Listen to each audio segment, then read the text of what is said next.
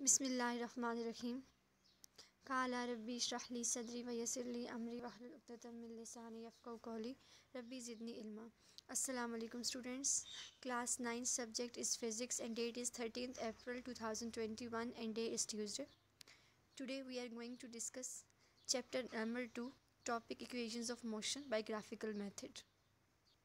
Students, if we talk about the equations of motion, so we can say that there are three basic equations of motion for bodies moving with the uniform acceleration.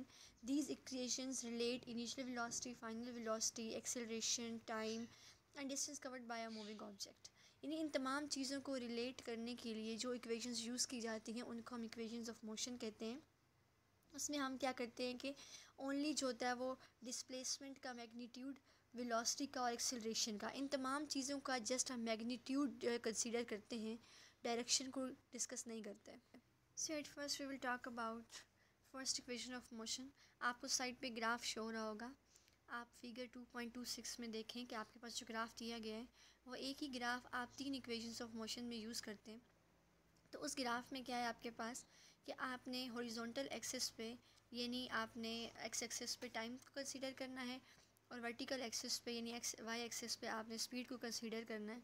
और इसके बाद आपने graph को बनाने के बाद जो shaded area है, मैं पहले भी कह चुकी हूँ कि हमेशा जब कभी भी आप किसी भी इक्वेशन को ड्राइव करते हैं ग्राफिकल वे से, तो आप हमेशा शेडेड एरिया जो होता है उसको कंसीडर करते हैं। So first of all you can see कि slope of line A B, कि आपके पास जो slope of line A B होगी वो आपके पास क्या होगी, बी सी और डिवाइडेड बाय ए सी होगी। ठीक है, उसकी वजह कि बी सी आपके पास क्या है, gain in speed at that time, कि उस टाइम पे आपके पास बॉडी ने कितनी स्पीड गेन की है।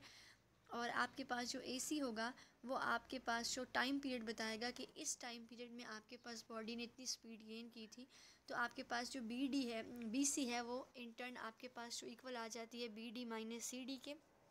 Then after considering B D as V F, C D as V I यानी final velocity and initial velocity, and O D को जो है वो हम टाइम कंसीडर करेंगे।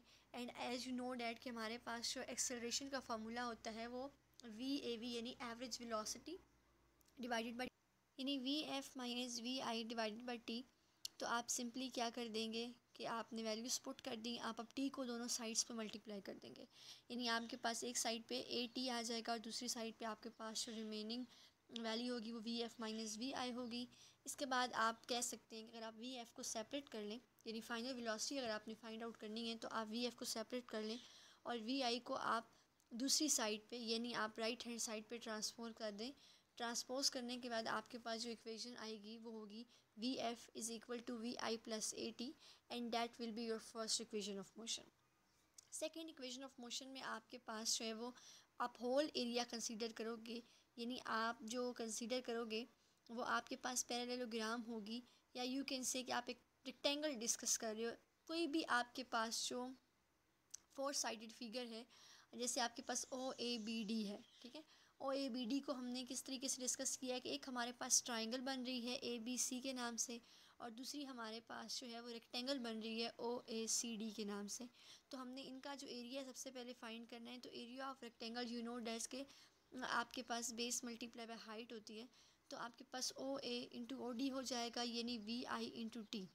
और area of the triangle A B C जो आपके पास होगा, ट्राइंगल का एरिया आप जानते हैं कि आप मैथ्स के स्टूडेंट्स हैं कि आपके पास half into length into width आ जाता है। तो इसमें भी आपके पास half T into A T आ जाएगा। और जब टोटल एरिया आप फाइंड आउट करेंगे तो टोटल एरिया में क्या करेंगे कि area of rectangle A C D plus area of triangle A B C, इन दोनों को आप जो है वो ऐड करेंगे। तो इनके ऐड करने के पास आपके पास जो चीज़ आ जाएगी वो होगा s is equal to, s is the whole distance, ठीक है, whole distance travelled by a body. आपके पास दो फिगर्स आई थी, उन दो फिगर्स के अंदर बॉडी जितना डिस्टेंस ट्रैवल किया उसको हमने एक्स कंसीडर किया है। And then s is equal to v i t plus half a t square. This is your second equation of motion. मैं दोबारा बता दूं, मैं पहले भी डिस्कस कर चुकी हूँ कि हमारे पास एक ही ग्राफ जो होगा वो तीनों इक्वेशंस के अंदर हम यूज़ करेंगे, जिसमें हमने स्पीड को वर्टिकल एक्सिस पे रखा है और टाइम को आपने हॉरिजॉन्टल एक्सिस पे रखा है। तो जब कभी भी आप वर्टिकल एक्सिस को देखोगे तो आप उस हिसाब से वैल्यूज़ पुट करेंगे और अगर आप हॉरिजॉन्टल देखोगे तो आप टाइम से रिलेटेड वैल्यूज़ को पुट करेंगे। ठीक है, तो आप इस ग्राफ को एटलीस्ट 3 to 4 टाइम्स प्रैक्टिस करेंगे ताकि आपका ये ग्राफ है वो अच्छे से प्रिपेयर हो जाए।